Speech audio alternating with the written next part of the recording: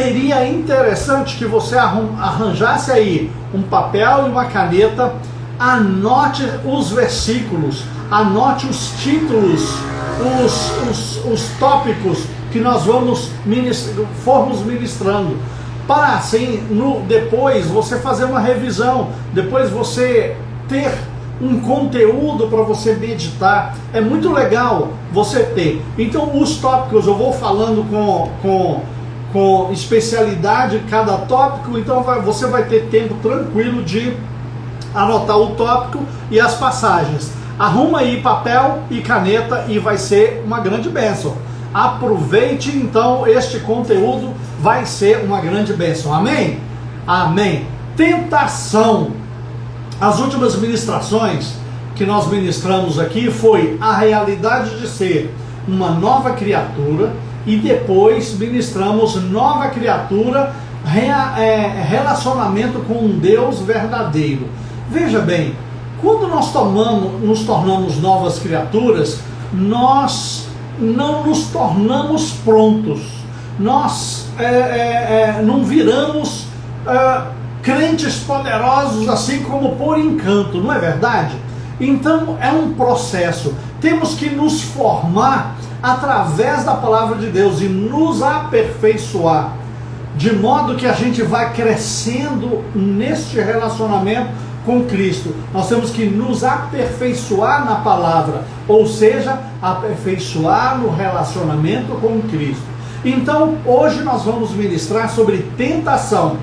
Tentação é um grande problema que todo crente tem, e nós precisamos conhecer sobre esse tema para poder dominá-lo. Toda tentação tem que ser dominada. Ela sendo dominada, certamente seremos mais que vencedores. Quando nós não dominamos a tentação, não se engane, não seremos mais que vencedores. Amém? Amém. Tentação é algo que, mesmo sendo super experientes na vida cristã, sendo de fato nova criatura, enquanto nós vivermos, ela estará presente, e estará presente forte. Vai ser algo que vai lutar contra nós o tempo inteiro. Mesmo sendo experientes, a tentação é algo poderoso. Então nós temos que abrir nossos olhos e nos preparar para isso. Então nós vamos fazer uma relação, a tentação e o cristão, e você vai ver que vai ser uma grande bênção. Tentação significa indução para o mal, por sugestão do diabo ou da sensualidade. Ou seja, a sugestão ela pode ser externa, mas também interna. Quando se fala que é do diabo, é externa. Quando se fala que é sensualidade, é interna. Amém? A tentação é um impulso inicial para se cometer um certo pecado. Só quando se cai em tentação é que se constitui pecado. Ou seja, tentação não é pecado. Ser tentado não é pecado. O que é pecado é cair na tentação. Não existe tentação irresistível. Tem gente que fala, mas é porque a carne é fraca, como se isso justificasse. Não justifica. 1 Coríntios 10:13 fala, não vos sobreveio tentação que não fosse humana, mas Deus é fiel e não permitirá que sejais tentado além das vossas forças. Pelo contrário, juntamente com a tentação, vos proverá livramento, de sorte que possais suportar. Olha, de sorte que possais suportar. Toda tentação é suportável. Toda tentação não é maior que a vossa força. Assim diz a palavra de Deus. Tiago 1:14-15 fala assim, ao contrário, cada um é tentado pela sua própria cobiça. A sua própria cobiça é raiz de tentação. Então cada um é tentado pela sua própria cobiça. Quando esta o atrai e seduz, então a cobiça, depois de haver concebido, dá à luz o pecado. E o pecado, uma vez consumado, gera o quê? A morte. Daí Jesus vai e nos ensina que devemos orar e clamar pela ajuda de Deus para enfrentarmos a tentação, na oração do Pai Nosso. Mateus 6,13 fala: e não nos deixeis cair em tentação, mas livra-nos do mal, pois teu é o reino, o poder e a glória para sempre. Que tipo de ajuda esta oração se refere? Depende de Deus nos livrar da tentação, ou depende de nos posicionarmos para não cair? Veja, depende de Deus responder a sua oração e te livrar da tentação, ou depende de nos posicionarmos para não cair? Não se engane, a segunda opção depende de nos posicionarmos para não cair. Não nos deixe cair em tentação quer dizer fortalecer-nos, quer dizer dê-nos discernimento, dê-nos sabedoria, dê-nos força pela unção do teu Espírito, fortaleça no Senhor na fé. Mas se você não se posicionar como resistente, como aquele que sabe, tem consciência das consequências de se cair em tentação, se você não se posicionar, certamente você vai cair em tentação. Então vamos ver quais são as fontes de tentação. 4 fontes de tentação nós vamos falar aqui: Satanás, a carne, o mundo e o ambiente. Satanás, a carne, o mundo e o ambiente. Anotaram? Satanás, a carne, o mundo e o ambiente. Satanás, desde Gênesis até Apocalipse, vemos Satanás em ação. Na verdade, ele está em ação 24 horas por dia. Ele é espírito, ele não dorme como nós. Nós precisamos dormir porque nós somos carne. Satanás não, Satanás é espírito, ele não dorme. Ele nos tenta até dormindo, em sonho. Até sonhando a gente é tentado por Satanás. Não é verdade, pessoal?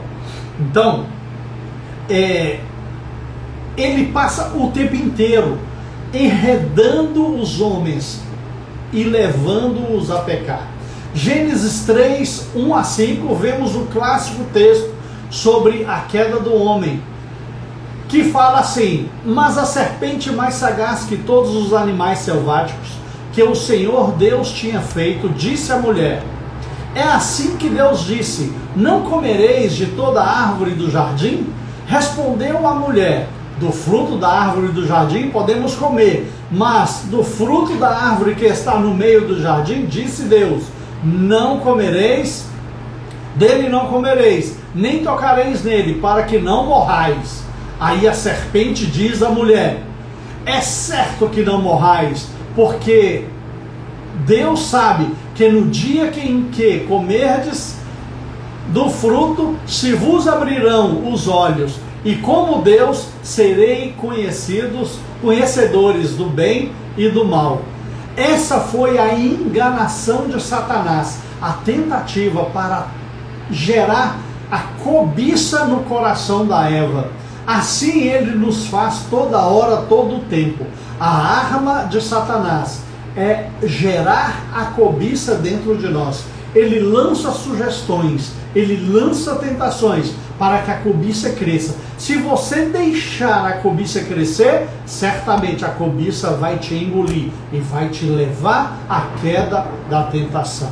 Isso aí é uma consequência que nós já conhecemos. Por isso a palavra de Deus nos adverte. 1 Pedro 5,8: sede sóbrios e vigilantes. O diabo, vosso adversário, anda em derredor, como um leão que ruge, procurando uma presa para devorar. Apocalipse 20, de 1 a 3, fala. Então, Apocalipse 20, de 1 a 3, anotem aí. Então vi descer do céu um anjo, tinha na mão a chave do abismo e uma grande corrente. Ele segurou o dragão, a antiga serpente, que é o diabo, Satanás, e o prendeu por 3.000 anos. Lançou-o no abismo, fechou-o e pôs sobre ele para que não mais enganasse as nações, até que se completassem 1000 anos. 1000 anos. Depois disso é necessário que ele seja solto pouco tempo depois. Agora eu quero dizer que dessa passagem toda, a palavra-chave nossa aqui, da nossa meditação era para que não mais enganasse as nações. Ou seja, isso aqui é uma profecia. Quando isso acontecer, ele não mais enganará. Mas enquanto não aconteceu esse fato aqui, enquanto ele não foi preso, ele é o enganador, ele é o maior astuto e sagaz enganador que existe na terra. Satanás é o maior enganador que existe na terra, e ele está aqui. Por isso, Apocalipse 5:8 diz: sede sóbrios e vigilantes. O diabo, vosso adversário, anda em derredor, como um leão que ruge, procurando uma presa para devorar. E essa presa pode ser você. Ele é sagaz, poderoso, enganador. Está sempre presente, tentando enredar os homens e a levá-los a pecar. O segredo é sermos humildes e fiéis a Deus. Esse é o segredo.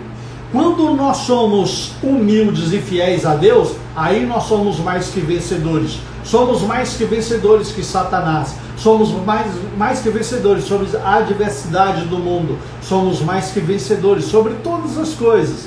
Pois maior é o que está em nós do que aquele que está no mundo. Nós somos maior que Satanás se formos humildes e fiéis a Deus.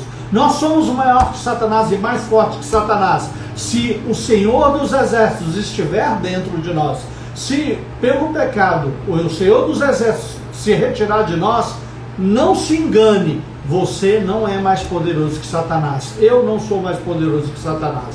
Ninguém é mais poderoso que Satanás. Só o Senhor Jesus tem poder sobre ele, e ele provou isso ao ressuscitar e ao vencer a morte e ao vencer o inferno. Então, veja bem, não se iluda, só o Senhor Jesus tem poder para todas essas questões espirituais. Então, nós temos que estar sempre humildes e fiéis. Tiago 4, 6 e 7 diz: Deus resiste os soberbos, mas dá graça aos humildes. Sujeitai-vos, portanto, a Deus, mas resisti o diabo e ele fugirá de vós. Essa que é a estratégia. Essa que é a estratégia para quem tem este problema de tentação. Eu tenho problema de tentação, você também tem. Toda a humanidade tem problema de tentação. Então, o Senhor nos ensina aqui uma excelente estratégia. Deus resiste os soberbos. Deus, pelo contrário, ele dá as costas. Deus nem olha para os soberbos, mas dá graça aos humildes. Sujeitai-vos, portanto, a Deus, mas resisti o diabo e ele fugirá de vós. Toda vez que resistirmos o diabo, certamente ele fugirá de nós. Porque quando a gente resiste o diabo, a gente demonstra uma força maior. Essa força maior é que faz o diabo tremer. Quando nós resistimos o diabo, ele treme, porque essa resistência é pela unção do Senhor, é pela graça do Senhor que a gente resiste. Então, é um sinal da presença do Espírito de Deus dentro de nós. A segunda fonte de tentação é a carne. A carne, olha só que coisa interessante. Ela é responsável pela tendência de viver de acordo com os apetites do corpo. Concupiscências, paixões desfreadas, um monte de outras coisas, os vícios, né? Os vícios são paixões desenfreadas, enfim, essas coisas. Gálatas 5, 16 e 21 fala: as obras da carne e os frutos do Espírito. Digo, porém, andai no Espírito e jamais satisfareis as concupiscências da carne, porque a carne milita contra o Espírito e o Espírito contra a carne, porque são opostos entre si. Há uma grande guerra o tempo inteiro. A carne militando contra o Espírito. A nossa carne quer destruir o nosso Espírito. E o nosso espírito ele quer estar sobreposto à carne, porque o nosso espírito é um sopro de vida que Deus nos deu. Olha só, se nós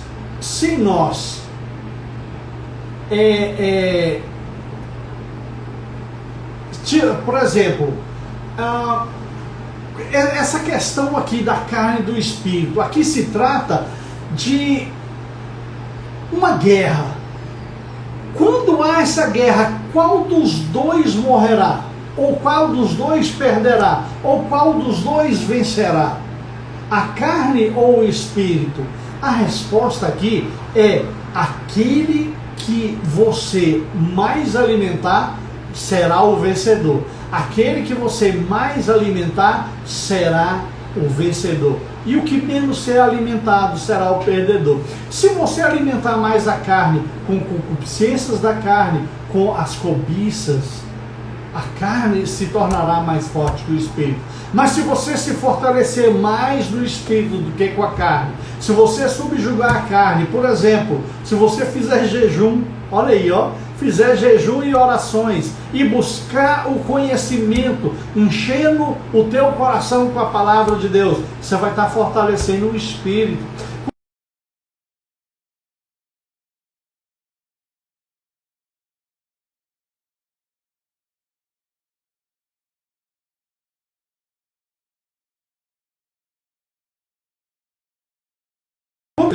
Então é um segredo muito legal para a gente seguir.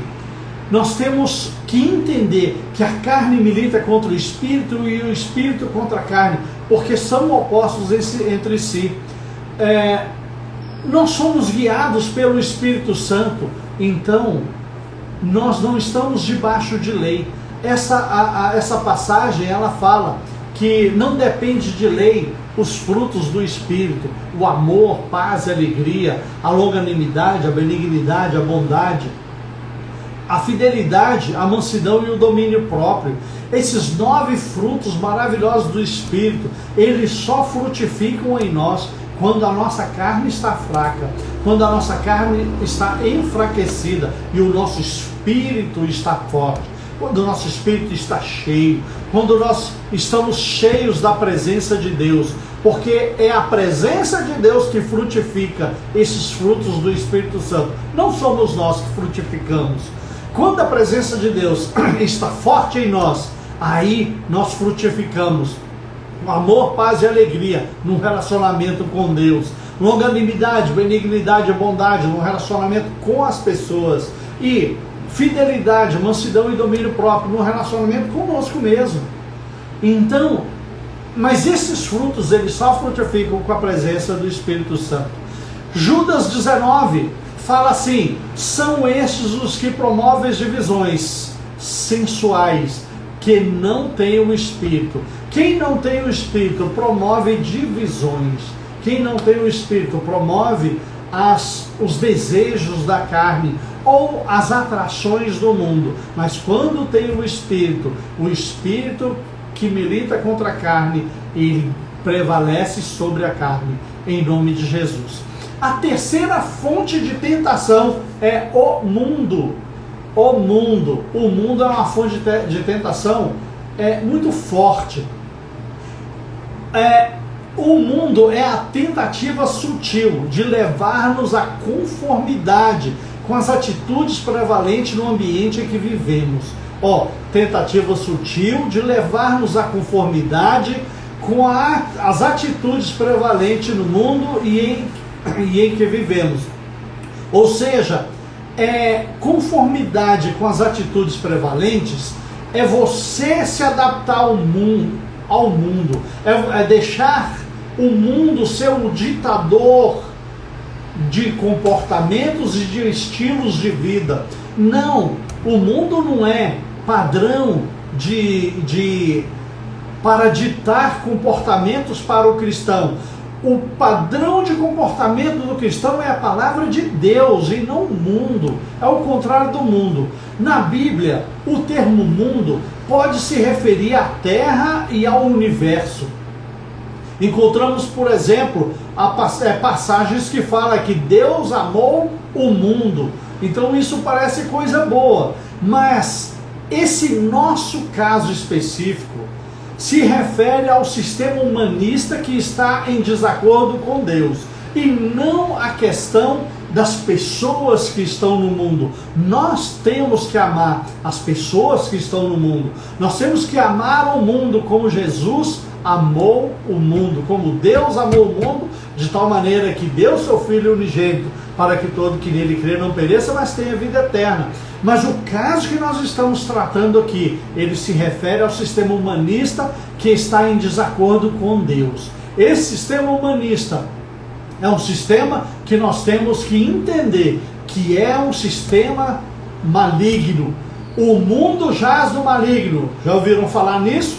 Isso aí se refere a isso. O mundo jaz no maligno. Esse sistema do mundo é maligno.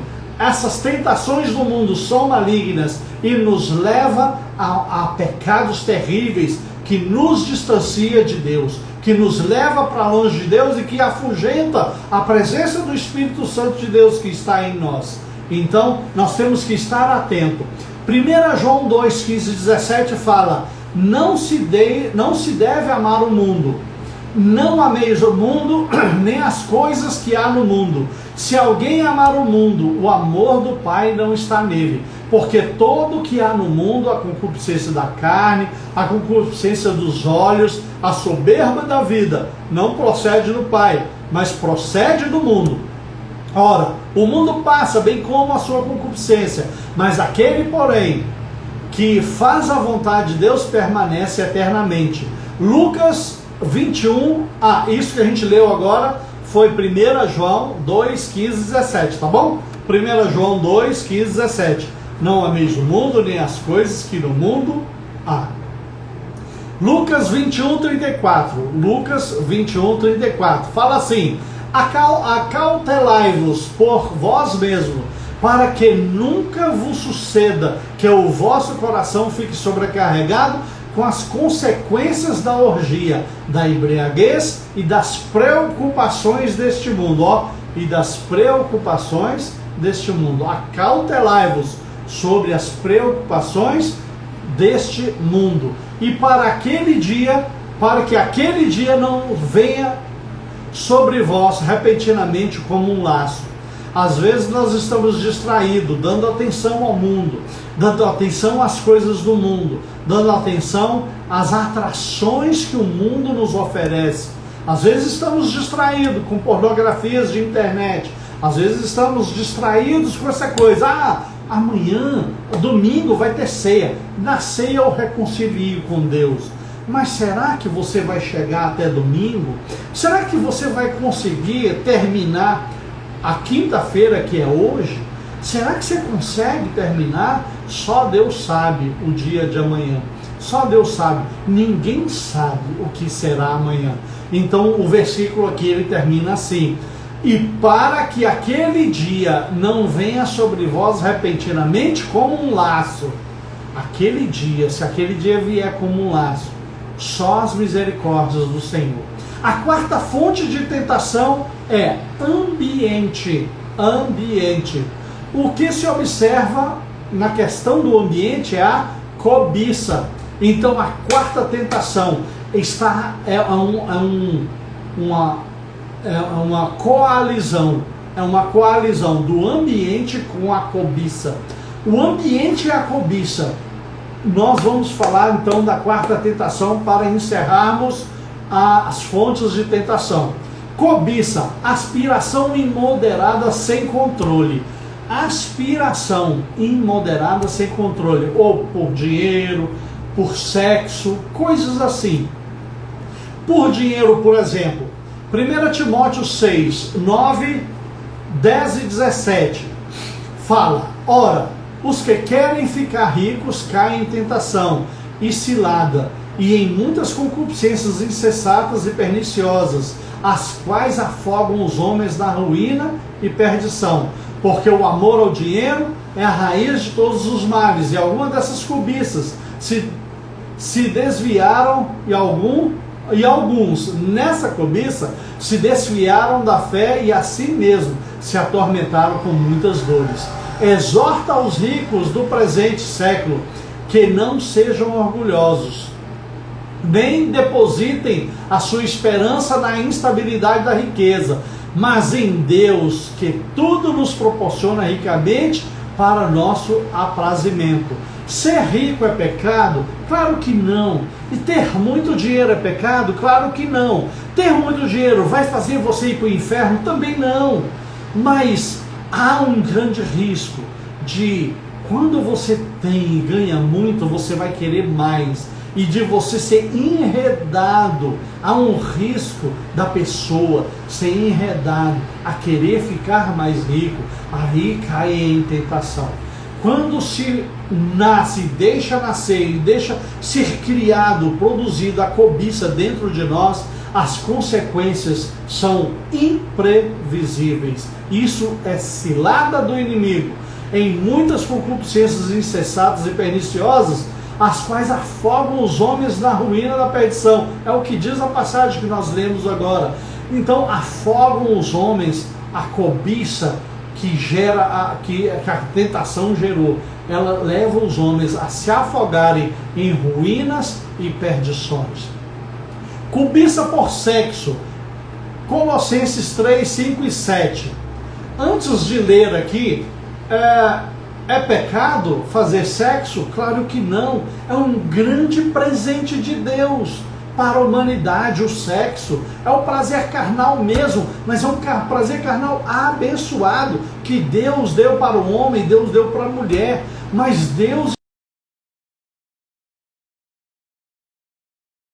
sexo para os casados, homem com mulher, para os casados e casados de fato.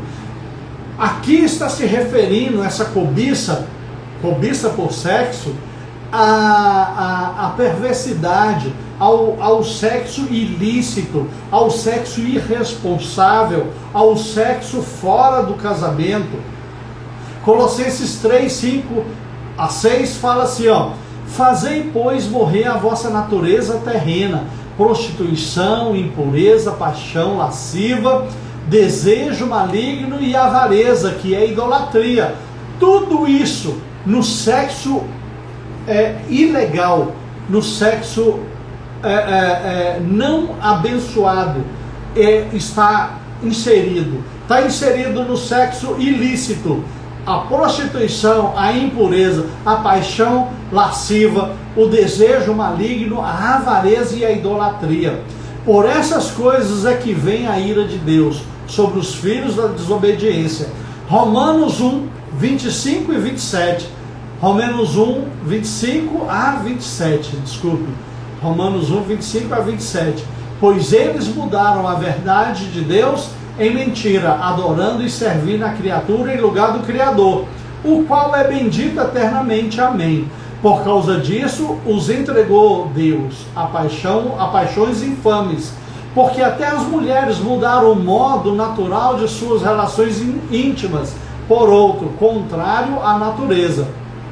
Semelhantemente, os homens, também deixando o contato natural da mulher, se inflamaram mutuamente em sua sexualidade, cometendo torpeza, homens com homens. Homens com homens para Deus, gente, é torpeza, é abominação. Mulher com mulher é torpeza, é abominação. Isso aqui não é uma questão de ser homofóbica, de ser seja o que for.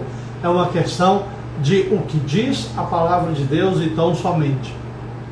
Muito bem, encerrando aqui então sobre tentação, eu acho que nós encerraremos bem falando sobre as condições para a vitória. Tentação é uma guerra que todos nós enfrentamos. Qual é a condição para a vitória? Primeiro, estar sempre alerta. 1 Pedro 5,8 fala: sede sóbrios e vigilantes. Sede sóbrios, sede vigilantes. O diabo, vosso adversário, anda em derredor procurando uma presa para devorar. Estar alerta. Segundo, ser cheio do Espírito Santo. Quando o Espírito Santo está em nós, a unção do Espírito Santo quebra julgos, a unção quebra grilhões, a unção anula a obra de Satanás, a unção nos fortalece. Então, ser cheio do Espírito Santo. Efésios 5,18 diz: pois outrora erais trevas, porém agora sois luz do Senhor, andai como filhos da luz.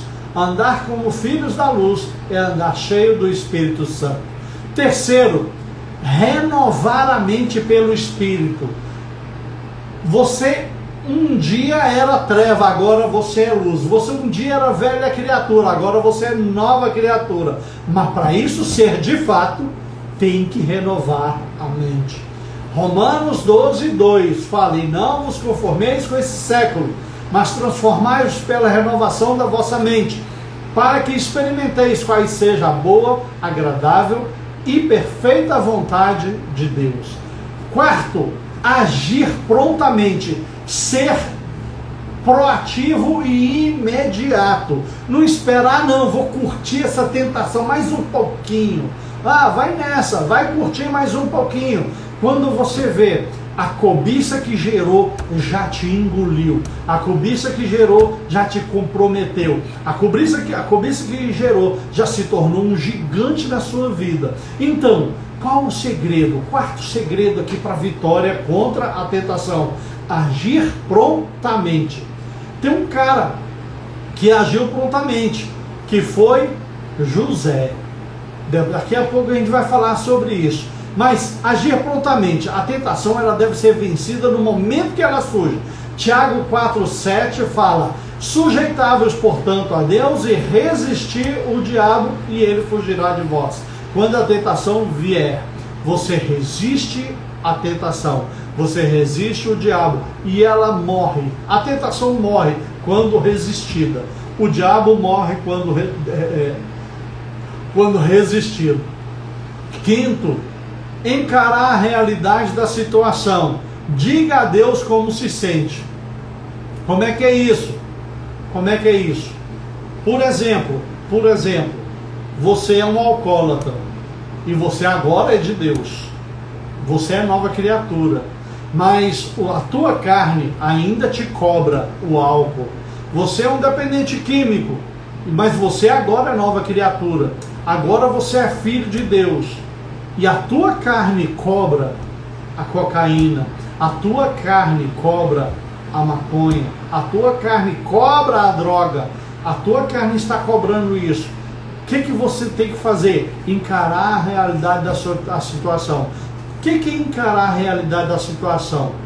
Você vai chegar e admitir que você ainda tem um fraco, você ainda tem fraqueza por isso ou por aquilo, e você vai dizer para Deus: Deus, eu tenho fraqueza nisso, eu tenho fraqueza em adultério, eu tenho fraqueza na mulher, na mulher de fora que não é a minha esposa, eu tenho fraqueza, isso é o meu fraco, Deus me ajuda. Aí você vai clamar a Deus. Hebreus 4,16 fala assim: acheguemo-nos, portanto, confiadamente junto ao trono da graça, a fim de recebermos misericórdia e acharmos graça pelo socorro em ocasião oportuna. Quando eu aceitei Jesus, eu era viciado em um monte de coisa. Eu demorei 2 anos para me livrar deste monte de coisa. E foram 2 anos orando a Deus e clamando: Deus, em nome de Jesus, eu preciso me libertar disso, eu preciso me livrar disso, eu preciso de saber como fazer isso, eu não sei como fazer, eu sou fraco, eu vou acabar caindo, eu vou acabar fazendo, eu vou acabar pisando na bola. Senhor, me ajuda. Então é isso, é depender de Deus e clamar a Deus e não desistir de se livrar daquilo que está te fazendo prisão.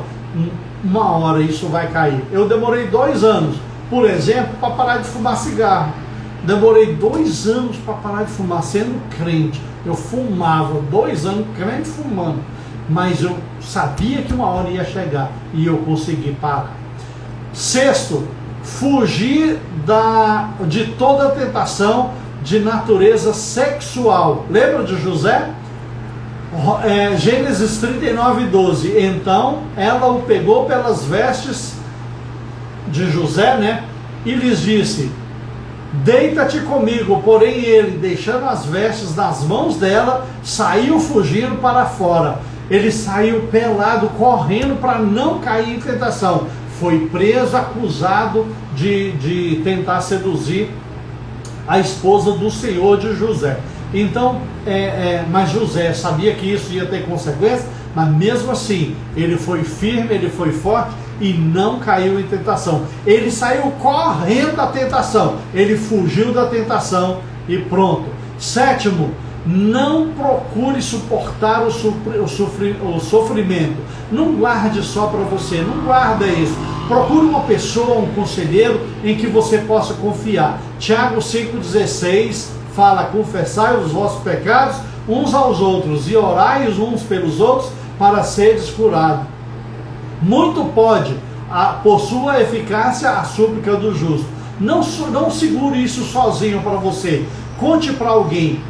Ache alguém confiável, alguém responsável, alguém que vai poder te ajudar, alguém que vai poder orar contigo, alguém que vai poder te aconselhar. Então, não guarde só para você. Procure alguém e você será abençoado e vai ter força. Orar pedindo vitória. Você tem que sempre orar pedindo vitória. Mateus 26:45 fala: vigiai e orai para que não entreis em tentação. O espírito, na verdade, está pronto, mas a carne é fraca. Exatamente o que nós estamos falando aqui. A carne é fraca e está sempre caindo em tentação. Mas quando você fortalece o espírito, aí o espírito é que se torna prevalente. A carne, ela deixa de ser fraca. A carne não vai cair, porque quem decide é a tua alma junto com o teu espírito. Então a carne não decide nada. Amém? E por último, lembre-se da promessa da vitória em Cristo sobre as tentações. Olha o que Jesus prometeu sobre tentação. 1 Coríntios 10:13. Não vos sobreveio tentação que não fosse humana, mas Deus é fiel e não permitirá que sejais tentados além da vossa força. Ou seja, não tem força e não tem tentação que seja irresistível. Toda tentação é forte. Muitas tentações são fortíssimas, mas jamais serão maior do que a sua força. A tua força é maior para perseverar e resistir ao diabo, e ele fugirá de vós. Pelo contrário, juntamente com a tentação, ele vos proverá livramento, de sorte que possais suportar. Livramento para suportar, contudo, se não suportar e ceder às tentações, certamente experimentar as consequências. Olha, o Senhor vai nos dar livramento para suportar, mas se a gente não conseguir suportar, é porque nós fomos fracos, é porque nós desejamos a cobiça daquela tentação, porque nós desejamos experimentar aquilo que aquela tentação está nos sugerindo. Então certamente terá consequência, e experimentar essas consequências não é coisa boa. Gente, pecar é coisa boa. Pecar é bom demais. Se pecar não fosse bom, ninguém pecava. Se pecar não fosse bom, pecado não seria como é. Mas pecar é bom, mas pecado tem consequências. Não pecar é melhor ainda, porque nós passamos a ter o favor de Deus. Eu quero encerrar lendo uma passagem de Tiago que nos adverte sobre abrirmos os nossos olhos. Não se iluda, não se iluda. Muita gente pensa que Deus é bom, e que não vai deixar ninguém ir para o inferno. Muita gente pensa que Deus é misericordioso e vai perdoar todo mundo. Não, Deus é justiça. Deus é justiça. Se Deus é justo, Ele prometeu que aquele que pecar morrerá. Se Deus é justo, Ele prometeu que todo pecado tem consequência, então vai ter consequência. Se Ele prometeu que a santidade, ela trará a vida eterna, Ele certamente dará a vida eterna, porque Ele é justo. Então, se Ele perdoar todo mundo, mesmo aquele que estiver abusando da vida, então Ele será injusto, não é verdade? Veja bem, Tiago 4, 6 a 10, fala assim: Deus resiste os soberbos, mas dá graça aos humildes.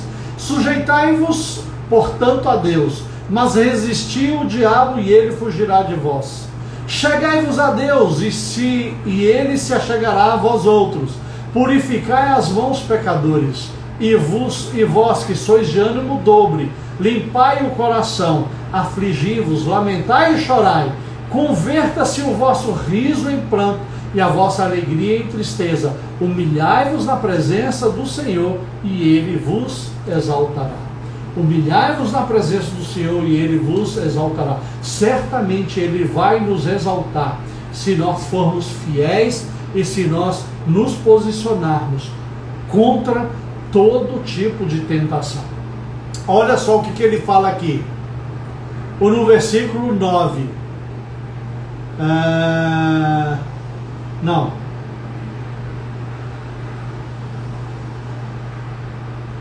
Purificai as mãos, pecadores, e vós que sois de ânimo dobre, limpai o coração. Ânimo dobre é o ânimo vacilante, é aquele que uma hora é santo, outra hora não é santo mais, é aquele que volta a ser santo de novo, e daí a pouco cai de novo. Ânimo dobre, limpe o coração, o Senhor adverte. Como que nós vamos limpar o coração? A primeira atitude daquele que quer ser limpo é se humilhar e se colocar na presença do Senhor. E daí por diante, está sempre lutando contra as tentações. Nós já lemos aqui, nós já estudamos aqui, nós já falamos aqui tudo sobre as tentações. Então, pronto, agora está na hora de colocar em prática. Vamos lutar, vamos vencer, vamos superar todo tipo de tentação. As tentações sempre irão existir, sempre. Mas o que cabe a nós é mantermos firmes a nossa confissão de fé, mantermos firmes o nosso propósito.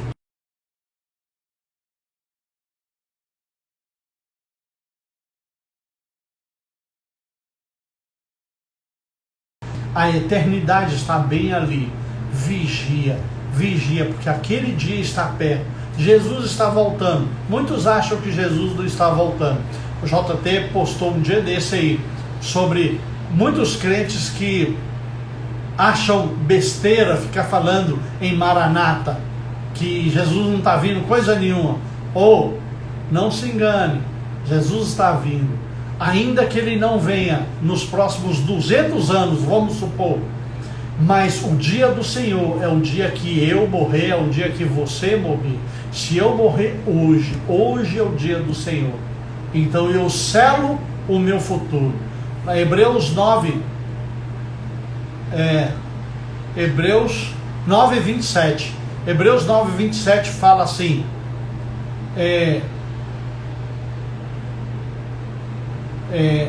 ao homem cabe morrer uma só vez, depois disso o juízo. Ou seja, o dia que eu morrer, a próxima coisa que vai acontecer depois da minha morte é o juízo. Não vai ter mais nada. A próxima coisa vai ser o juízo. Já pensou como que eu vou morrer? E se eu morrer daqui a 1 ano? Eu tenho 1 ano para me santificar. Mas e se eu morrer ainda esta noite? Eu vou ter tempo de me santificar?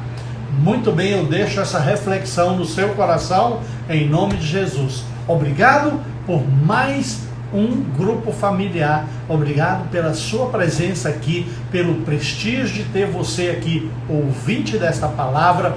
Obrigado porque o Senhor tem nos abençoado, tem nos dado conhecimento para compartilhar, e nisso Ele tem nos dado esse conhecimento para nos edificar. Obrigado, Senhor, porque grandes coisas o Senhor tem feito em nosso meio. Toda honra e glória seja a Ti, meu Deus, porque o Senhor tem nos abençoado e tem nos fortalecido em fé, em nome de Jesus. Que a paz do Senhor sejam com todos. Domingo próximo, 10 da manhã, no @ionaldo.costa, nós estaremos lá fazendo a ceia do Senhor. Eu e o pastor Ionaldo vamos fazer a ceia do Senhor. Vai ser uma grande bênção essa ceia. Nós vamos renovar a nossa aliança com o Senhor mais uma vez para glorificar o nome dEle. E será uma grande bênção. Participe conosco dessa ceia. Domingo, 10 da manhã, @ionaldo.costa.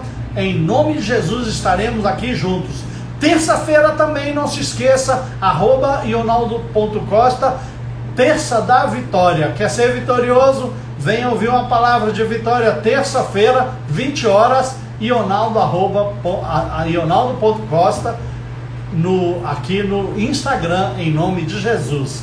Obrigado a todos mais uma vez, que a paz do Senhor seja com todos, que a graça do Senhor Jesus encha o teu coração e que o Espírito Santo de Deus cubra a sua casa, a sua família de muita luz, de muita misericórdia, de muita glória, e que todos sejam abençoados em nome de Jesus.